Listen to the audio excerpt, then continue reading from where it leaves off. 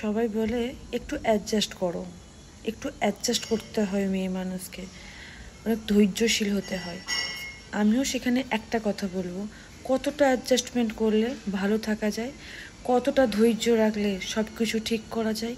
এই অ্যাডজাস্টমেন্ট আর ধৈর্যর চক্করে চুপচাপ মুখ বুজে বন্ধ করা মানুষটা যখন ঠিক 50-60-টের ঘোড়ায় গিয়ে যখন ধাক্কা মারে, যখন সে আর পারে না, তখন কিছু মানুষ এসে বলে এতগুলো বছর পর কি হলো, এখন হঠাৎ 40-50 বছর বয়সে এসে মানুষটা এই ডিসিশান নেয়। কেউ হয়তো সুইসাইড করছে, কেউ হয়তো আলাদা থাকার চেষ্টা করছে, কি হলো? এরা সেই মানুষগুলোই কথাগুলো বলে যারা বলে অ্যাডজাস্ট করো। মানে এতদিন যে আপনি মুখ বুঝে অ্যাডজাস্ট করে গেছেন সেটা কিন্তু কেউ জানতেও পারলো না। যাই আপনি 50-60টা বছরে গিয়ে মুখ খুলবেন, তখন আবার সেই মানুষগুলো এসে আপনাকে বলবে এখন আবার কি হলো। মানুষের মুখ বলতেই থাকবে, এদের মুখ বন্ধ হওয়ার নয়। অ্যাডজাস্টমেন্ট সেখানেই করা উচিত যেখানে সত্যি অ্যাডজাস্টমেন্টের মতন কিছু থাকে।